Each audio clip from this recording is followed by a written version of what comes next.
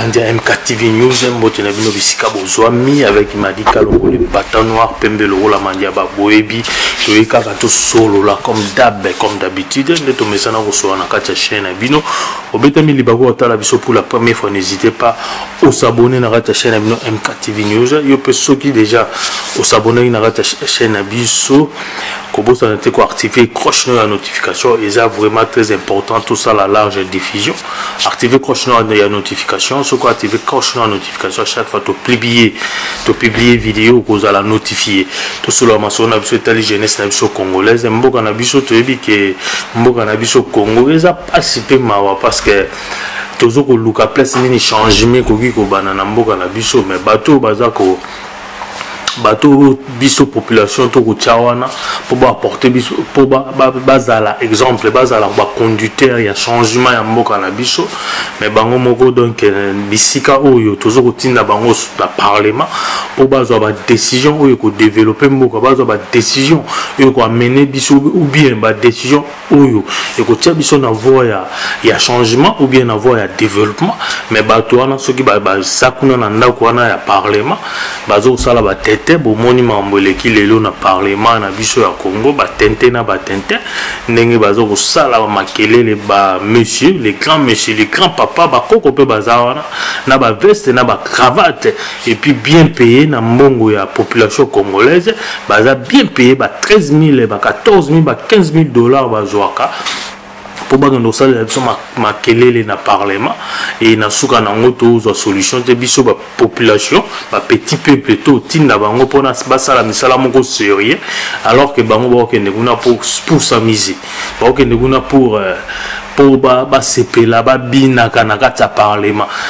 na ebite façon na biso ba congolais façon na biso ya ko revendiquer likambo ata elo wana na remarkango ata na ba marche ata tango biso ba congolais to sala ka marche et comme on va baquer marche ba ko binaka ba ndombole comme ko binama na marche to yendenge moko na parlement baza ko revendiquer likambo mais na mabina na koseka et comme on la théâtre ba misozo baza ko sala na kisere ba misozo ba komi ba téléspectateur baza ko tala ba misozo baza ko bina to comprendre to jusque humeur façon nini muto akoki kotia akoki kozala lolenge nini muto akoki kozala soki aza ko revendiquer droit na ye oyi ko revendiquer droit na ona ko bina ou bien ko kende ko sala marche komi ko bina komi ko sauter ko bambana non on eza façon moko vraiment archaïque ya ko revendiquer makambo maman na biso yango to bele la population congolaise maman bo futa ba député soit disant bakende balobele la bino bomoni mambo ça na kati wana donc mboka na biso pour to croire na changement il faut banda likolo ngana lobango toujours changement il faut banda na bato wana alors so bato wana baza ba exemplaire te bato wana bazoko l'accès biso te que non un jour ba ko aboutir na changement ou bien un jour ba ko tia pays na voie de changement donc bato wana automatiquement il faut biso population congolaise to décider to yeba elo ni to sala po bato wana nyonso moni classe sociale wana ya Congo classe politique ya Congo ou wana bazana siko présent bango nyonso fo ba la balaye parce que ngana bango nyonso no mona nga mutu moko te ako apporter idée moko ya bien bato sérieux baza wana te ce sont des gens ba députés baza na mboka na Congo eza ba députés soit ba fanatique soit les députés corrompus soit les députés bazana mais bayebi musala ba osala te bayebi ba rôle na bango te bazo ko jouer ba rôle na bango te et puis na président ya assemblée a évité que tant que président de l'assemblée député na moko azana droit ya parole que soit marolobé c'est pas ici au président ya assemblée mboso mais au moins la démocratie la liberté d'expression ils ont obligé qu'il faut tika député aloba yoko kangaka ba député ba malobo lingi ba député ba lobati donc population congolaise to ko invité bino na motala rama mwezo kusala na éviter so population msize la rama bazela relo konine sala mapo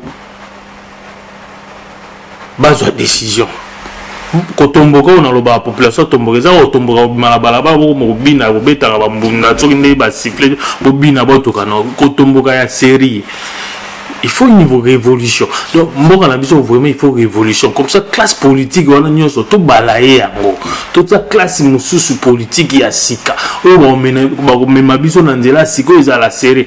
Parce que ceux qui te balayer classe politique, il y a des bâtons là, députés là, bazar, ce sont des députés mo bazar très orgueilleux. Il faut donc biso population il faut tout ça bon que bozana parce que biso ne to ngi boala baza ko pa batuke mais tala ba vanti ba sala il y a rien du sérieux là ba tala mabumna bango ba tala ba famille na bango ba tala ba bien na bango bango ba augmentation de salaire ya ba député et aux à la plus mais ce que augmentation de salaire ya ba professeur et aux à la moins. Et puis ton professeur qui ne peut pas revendiquer ba don na ba comme ko désactiver ba professeur. Mais là les locaux dans le parlement ya Congo. Ba désactiver ba député moussous. Est-ce monde ba désactiver ba député, ba désactiver ba député. Il y a beaucoup de députés fictifs. Ndenge ba komo lo ba école fictive ya na Congo, ngape na lo ba lelo, ba député fictif. Donc, les députés au Bazaki élité au Bazaki nommé. Donc, les députés fictifs. Dans le Parlement. Il faut désactiver genre il y a des députés. Parce que tu as foutu $13 000 pour aller danser dans le Parlement. Tu as foutu $13 000 pour aller faire du désordre dans le Parlement. Tu as foutu $13 000 à Kekuna pour représenter la population et le président de l'Assemblée nationale a fait ses paroles. Tu as foutu $13 000 plus de jeep. Mais Moussala Brossa na Congo ya te. Les bazana ba idée. Bazo kende pona ko bina ko saka na ko denda ko sauter ko la bana mike. Et après solution ni bazo qui tombe ba salari ma désordre ne lo mo ezala magité changement za te population a ko souffrir. Vie sociale ko changer te na ko bina na ko sauter na bango ba salari ki wana. Situation ndenge moko problème ya ram ndenge ba ko yiba ba population mbongo e mona na bona miso rien de changement dans un pays organisé, dans un pays sérieux. Les Kambouya ram sont registration des appareils mobiles. Les Kambouya ram dans un pays sérieux. Les Kambouya déjà comme soulevé dans le Parlement. Premièrement, première décision, ils ont arrêté non, asseoir notre décision en abattu nous. Comme ça débat n'est que dans le Parlement jusqu'à ce que ceux qui pas monique solution ils ont mis passer dans vote dans le Parlement. Ou baza pour ramer continuer ou bien ou baza contre ramer ici là. Il faut passer à la vote. Et ça va être que interpeller le ministre wana ya qui basa madiba interpeller à lobby à défendre ram et puis c'est tout, c'est fini, c'est tout bon numéro ya lobby yango wana. Amen. Alléluia, amen. Donc il y a sur lobby na amen et tirali bongo bozu décision. Mais passer à la vote parce qu'il y a jusqu'au moment où il y a lobby wana mais il y a des députés qui sont contre moi. Mais passer à la vote pour organiser vote dans le parlement au bazar contre. Au bazar pour majorité à gagner, ceux qui au bazar contre Ram, Baleke Belé, c'est fini, on abolit ça, c'est tout. C'est ce qui se passe dans un pays sérieux. Passe à la vote. Tout le monde dit, il s'allait à lobby, le président de l'Assemblée nationale, il y a eu une décision. Oh, ça va, Ram continuer, le ministre, voilà les gens qui nous dirigent. Immaturité. Tala votre boy dirige biso. Bato bongo ba na mutu mboka. Vous pensez que mboka na ba sala mboka na biso ko développer ka bato bongo vraiment. Mutu alo ba na ministre zonga no esilira mais continuer. Donc a vu décision en nene où est la démocratie. Tout le monde n'a même pas démocratie na kata parole, na kata assemblée nationale. Démocratie ezate. Tout tu vote voilà, ba ministre ba député muso ba contre yango. Quelle que soit défense il y a ministre wana Tibasa Madiba. Mais il y a aussi d'autres députés bazar jusqu'à présent bazar contre. Passer à la vote, vous à la démocrate, vous passez à la vote, le président de l'Assemblée aura décision, la rame continue, les Congolais souffrent, na pays mobimba na habité surtout za na numéro émergency pour no benga police aux a refélé na bamboka mobimba numéro mo ya police ya émergency na cas danger bon bino bo mutache mo on par exemple $1 $2 ya unité bokati yango azu problème na butu mo ya benga ta police exact parce que crédit sili voilà crédit sili bali a qui crédit Régistration des appareils mobiles. On fout à régistration des appareils mobiles. C'est la population qui faut foutre à régistration des appareils mobiles. Ram, au bobenga ramwa. Cette population faut foutre à moi. Régistration des appareils mobiles. C'est la population qui faut foutre à l'eau. Éviter.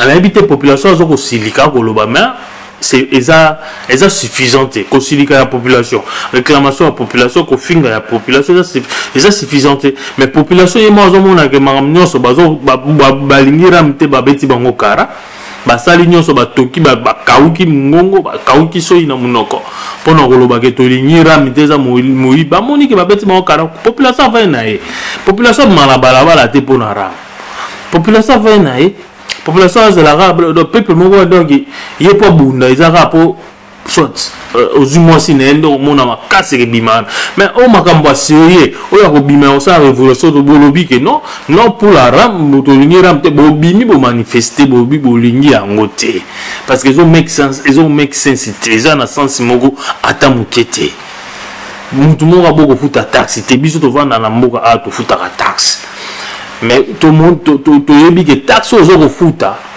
lelo tango sala d'abord on moko fandi non ils ont personne misala moko fandi ils na misala so lukozu misala yango zo sala tango lukozu misala automatiquement tango sala ba avant que tout salaire na yo ya ba si balongola ki taxe et que to mutu moko to réclamer ça parce que que taxe na yo na zo futa ezo kende na 20 le bil tango comme on a agi à il y a retraite, à côté retraite, et puis que taxe n'a fouta quand on attend à bandogi au sala, il y a un niveau supporté. C'est ça la garantie contrefactée, il y a taxe aux autres fouta. Mais ce qu'on a connu, tant que on a fouta, contrefactée les années, tant que le loi comme on a agi ma casse au sale les ailes, ma casse au sale les ailes, c'est les salons en mais à comme on a agi à retraite. Bon foutaye, bon foutaye, on a no foutana pour na contribuer na développement, ba contribuer na enrichissement ya ba opérateur économique wana ba ramiste wana bo fouta congolais. Si vous voulez vraiment, si vous êtes sérieux, vous voulez vraiment, si le gouvernement bien les politiciens congolais c'est bazama na posa ya développement bazama na posa population congolaise abanda ko futa taxe sérieusement créer des emplois bocha ba emploi créer des emplois et puis politiciens il doit commencer abanda ko travailler na ba technicien parce que ba politicien na biso ba mono ndé ça politicien comment ne muta politique wana ayebi nyonso on travaille dans la civilité, on travaille dans la technicité. Taxe on va récolter on n'est taxe on doit tinda na batuna ba jeton na balabala futa yangwana de bomo na taxe batmo boyo récolter on na maboko sope comme on peut na DG wana te atango na DG so de bobenga biloko DG atango na poche comité so ka récolter 10 000 francs a commissi 7 000 francs 3 000 à kati mais tout ça la série. Tu vois le monde de la technologie. Bon, le système qui est directement à la banque. Il y a des taxes dans la banque. Qui est dans la banque. Mais créer aussi des emplois. Créer des emplois. Zambé nangai. On fait souffrir la population. La population, on a bougé. Il y a cause de la naïe.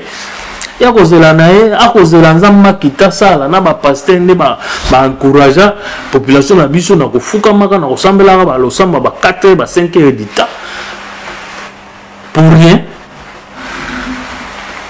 et vous pensez que nzamba nga ba fainéant nzamba kosala nzamba kita sala pesi biso tout nyonso ni tout na bato ba diamant ba nini ba richesse belle ton nam na mboka bolingi nzamba kita sala atala nini azo so ba richesse wana bongola yango pas sabino ba produit ya consommation et puis gouvernement na biso ba na toi na gouvernement bo za na système ya motiver ils ont un système il y a mobilisation ils ont mobilisé population gouvernement moko boye ils ont content au defaka mbongo libanda et c'est pelaka nango ke no defaka mbongo libanda un gouvernement Congo nga banda na botama na Congo na ebika ko gouvernement congolais banda Zaïre to botama na Zaïre nga banda na botama na Zaïre na ebika gouvernement ya Zaïre wana et defaka mbongo libanda ti to koli defaka mbongo to komi lelo ba defaka ti lelo ba defaka donc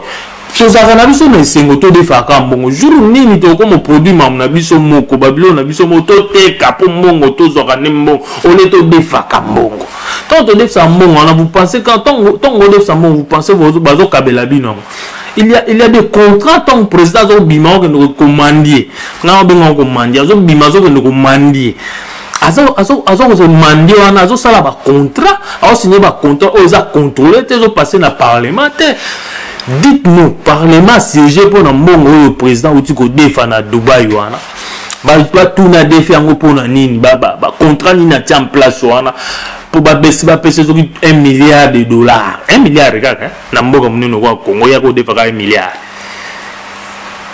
na retour Dubai azoni. C'est parlement vandissement moi l'obéléon. Ce sont des choses à parler le parlement, clarité, transparence, la démocratie. Mais parlement le bâtin a défini de mots municipal. Pourquoi pas le président, notre président Félix un système où il y a mobilisation. Toi la jeunesse c'est ça la mobiliser la jeunesse, l'agriculture, ceux qui l'autre ont la possibilité de et il y a des matières brutes qu'on transforme en auto pour tout le consommer plutôt tekayango tout ça on a la possibilité tous la population na biso to banda ko mobiliser bango ko motiver bango na ko mobiliser bango na agriculture pour to defara to importation sur les tomates to banda na mabuma ba congolais pour to banda na ta diamant so ki diamant colbat eza bilo ko liate les ventres affamés n'a point d'oreille. Il faut résoudre des solutions à l'Iboumou ya congolais. Pour congolais comme respectueux congolais, pour osugolé mutu banana osugola l'Iboumou na, banana olesa l'Iboumou na. Mutu nyoso kaka congolais te. Pour mutu so kangi obomi nzala. Onyo so yo lobana oyoka yo. On dit ma parce que tant on dit mana ebi ko pese fufu ali. Mais ce qui sikoyo to na bato ba potise ba série. On a tout au entourage politique, on a bas série. Faut pas résoudre les problèmes à l'Iboum.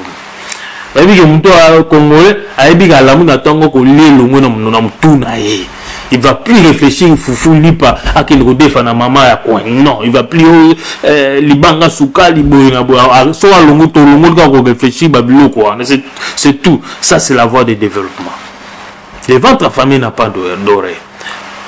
Donc mobiliser la jeunesse congolaise, motiver la jeunesse congolaise pour qu'elle agriculture pour aller dans le tomate, bon disposer matériel, bon disposer bon on a 1 milliard, pourquoi pas aller voir même acheter des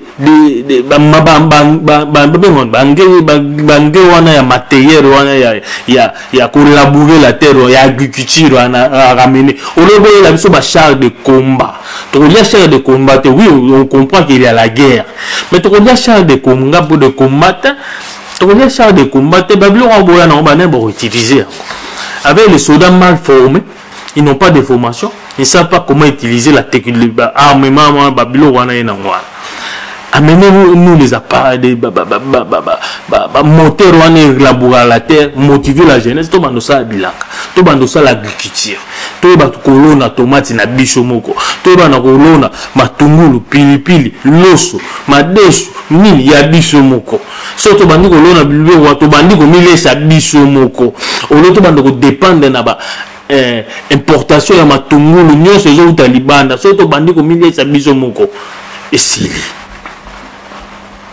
quand on est capable de remettre sa bisomoko, à ce moment-là, on est capable de produire à l'extérieur. exporter babilo na biso à l'extérieur. Et puis mwana mususu e bandoya yango moko ba construction de route ba nini ko bandoya yango moko parce que aussi longtemps to bandi aussi vite to bandi kaka ko sala agriculture to bandi ko produit on aura encore une idée bon toujours ko produit babilo na biso comment partager babilo ko to produit dans tout l'étendue de la République en créant en construisant des routes. C'est ça, et ça étape par étape. Ce que nous demandons aux politiciens courageux ou aux politiciens intelligents, motiver la jeunesse, motiver à disposition de la jeunesse des appareils. Ma matériel pour jeunesse ou ça. Il faut motiver. Toi,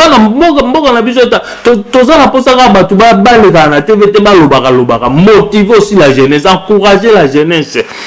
Il y a aucun sala bandi mako sala agriculture ba okela ngo soni te ba sala ba banda ko lona pona biloko to bando produit ba biloko to banda ko milesa bango moko ba banda ko se prendre en charge ko se prendre en charge yango wana sala agriculture na yo muzala kana ba biloko wana muzala na idéologie wana mais o ezaka ba o ba ya nyonso ezaka ya okenda o defara mo wana ka défi wana o ya porter diffuser so ekota na poche na ye so ekota na poche ba député na ye so ka ozomso assemblée ba député ba jeep mais population azo occupé ole apasaka temps na ye okenda ko defaka moi je préférais un président à passer temps ya ko solola na population ya ko motiver population ya ko encourager population ba na ko se prendre des charges ba na ko se nourrir ba na ko produire. Les politiciens ne vont rien faire. Les politiciens là on va pour réclamer leur salaire pas que ça on va milliers de milliers de dollars alors qu'un enseignant muto autant ça moi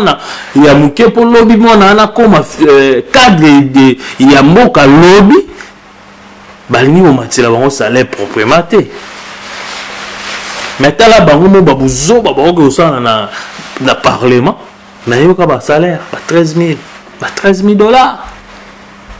Population congolaise mboka na biso zayo l'amour de la patrie et le moko très important pour les choses mabele ozanga sika okende bat ba chola yo mais tant to wana mabele fo ba ndenge ni na osale la mabele na yo et puis mabele to wana oza mabele pamba te mabele ebota ka nyonso à part non ba richesse sous-sol wana zoka na mabele oyo ebota ka nyonso bwaki kaka bobwaki la maite obwaki ata nguba okwesi kutu nguba na nzelo obwaki la maite lobe okute bini. Quelle bénédiction n'a pas ça, quelle grâce mboka na lango. Mais tout le monde a besoin belé na mboka na va passer belé na ya lukutai na ya ba PD na ba soki ya ba ventiller soki ba nani ba encourager population congolaise à prier à Dieu et non pas encourager la population congolaise à travailler. Voilà les messages contre la population congolaise. Namutu.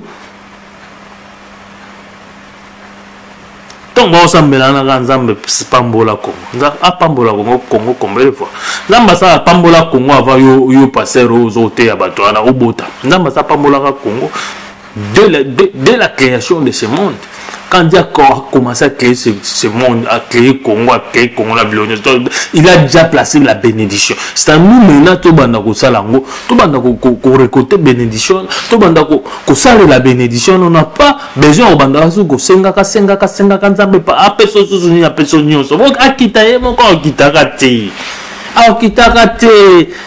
Akita nous passer temps na yo. La Bible lobi pe ko ceux qui te aura tes parce que tu es bien sambela te bon sosola botan la Bible car Bible biso mon bossenga vous aura parce que vous sambela te vous priez mal, vous priez vraiment mal, très mal.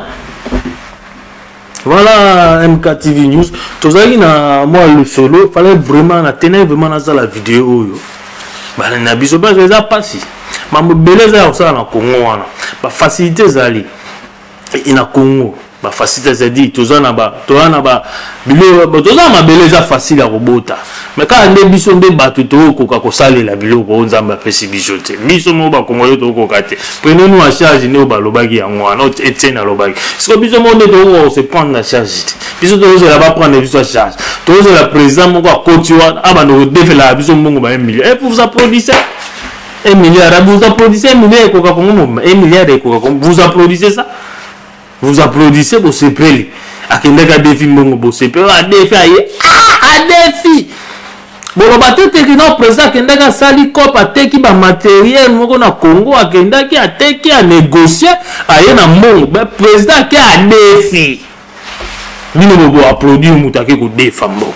Ba applaudir ça Moutou qui a travaillé à yena na mongo. Moutou qui a négocié à yena mongo, à yena investissement na mboka. Il que wana no ko applaudir que Moutou qui a défi à côté mboka nyongo. Et puis, il y a un défendant à signer. Et ce sont des questions à répondre, à débattre dans le Parlement. Et il y a des réponses à donner à la population congolaise. Il y a des défis, oui, mais là, on ne sait pas peser 1 milliard. Il va peser à Pamba. Il va peser à Pamba. Question.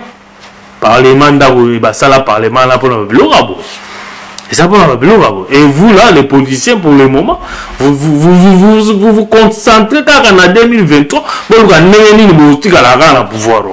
Ça, c'est l'esprit mauvais. Vous êtes mauvais que plus. Vous êtes mauvais plus que le diable lui-même, plus que Satan. C'est impossible.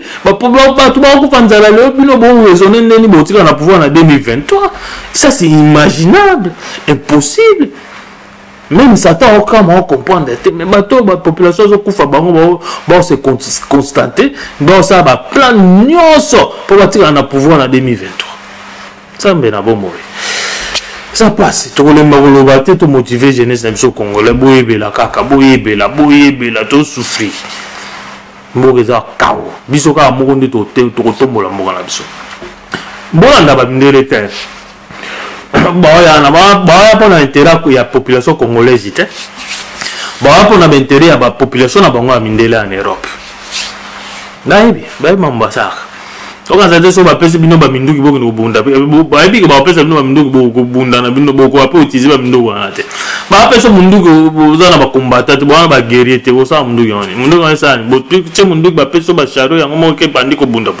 il faut avoir une technique de la guerre aussi.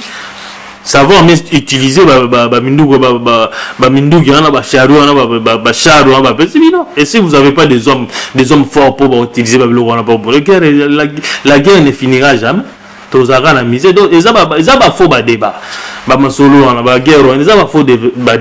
encourager la population à faire bien, encourager la population, motiver la population à aller à l'agriculture, pousser dans bango bongo, population à aller à l'agriculture, polytechnique. Vraiment, ton mission Satan na rail, ton mission en voie de développement. Et puis, la route, on est goya. Parce que c'est un produit, on est comme une idée, mais tout ce qu'on produit, mais comment partager ce qu'on a en créant des routes, avec nos propres moyens, on est capable. Tout ça pour ça qu'on doit faire 1 milliard peut-être. Parce que 1 milliard ne crée 1 milliard au Baouti au défi. Et tu n'as jamais créé la route dans la République démocratique du Congo, mais c'est impossible. On a bien gagné les champs de bataille, les camps de concentration. Camp de concentration, ils ont prouvé camp de concentration. Voilà, tout le monde a sur la vidéo, pour la première fois, n'hésitez pas à s'abonner, et activer cloche de la notification.